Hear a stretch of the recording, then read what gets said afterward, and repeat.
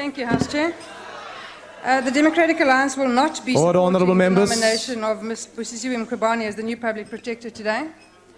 Before I deal with the reasons why not, I'd like to thank the Chairperson for running a relatively clean ship and running a relatively efficient committee. I think she did quite a good job, so well done. I want to remind the honourable members of this House what the Constitutional Court has said about the Office of the Public Protector and what its function really is.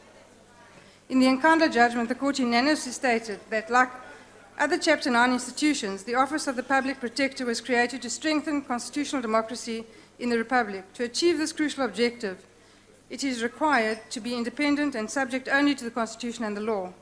It is demanded of it to be impartial and to exercise the powers and functions vested in it without fear, favour and prejudice. The constitutional safeguards in Section 181 would be meaningless if institutions purportedly established to strengthen our constitutional democracy lacked even the remotest possibility to do so. The Public Protector is therefore one of the most invaluable constitutional gifts to our nation in the fight against corruption, unlawful enrichment, prejudice and impropriety in state affairs, and for the betterment of good governance. For this reason, our Constitution conceived of a way to give a voice, especially to the poor and marginalised, and teeth that would bite corruption and abuse effectively, and that is the Public Protector. Yesterday in the McBride matter, the Constitutional Court found that independence primarily means that the anti-corruption body should be shielded from undue political influence.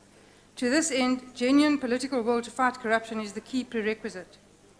Bearing in mind the direction provided by the highest court in our country, the DA cannot support the nomination of Ms. Mkhwebane for the following reasons. Her appointment would be unreasonable, as she was by no means the best candidate for the position and was illogically preferred over other qualifying candidates. She has little or no practical experience to justify such an appointment when compared with the experience of the other candidates. She was employed by Home Affairs as a director immediately prior to this process being initiated. She changed employment in June 2016 and went to the State Security Agency as an analyst. When asked in the interview why she had changed jobs for what is ostensibly a demotion, her reply was that she was passionate about the Constitution.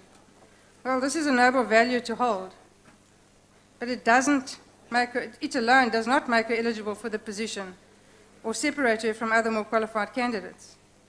And more worryingly, we have been advised that the time spent as an immigration officer in China is highly suspicious, having been informed that it is simply coded language for being on the payroll of the State Security Agency. In the absence of a logical explanation for what is seen as a demotion, the ineluctable conclusion is unfortunately that Ms. Mkhwebane is on the payroll of the State Security Agency. This situation is problematic, and in the current climate in the country where the justified view is held that President Jacob Zuma is abusing state departments, the SSA in particular, to hang on to power at all costs, we hold the view that the Public Protector cannot be seen to be even remotely connected to the State Security Agency.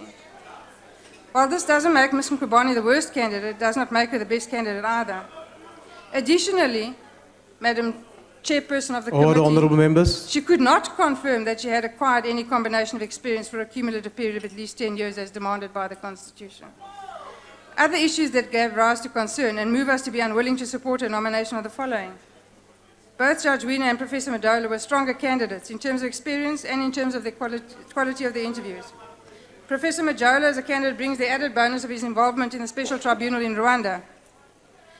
He has had a certain distance from the government in South Africa, while Ms. Mkhwebane has stated on record that she wants to have a more friendly relationship with government. With the ever-present danger of state capture by the President, and the fact that all independent institutions with an investigative capacity have already been captured, leaving only the Office of the Public Protector and the judiciary relatively untouched, it is of enormous importance to ensure that and secure that the appointment of the new Public Protector is beyond suspicion. We therefore view the single-minded support of Ms. Mkhwebane as unreasonable. The DA believes in the rule of law and stopping corruption. To this end, we have worked tirelessly during this process to appoint the new Public Protector, to ensure that the best person is appointed to serve the interests of the people. We should also remember that Ms. Madonsela was vilified by the ANC inside and outside of this House. To those supporting Ms. Mkhwebane now, saying she must find her own moral compass, accused Ms. Madonsela of being arrogant, a law unto herself and a spy.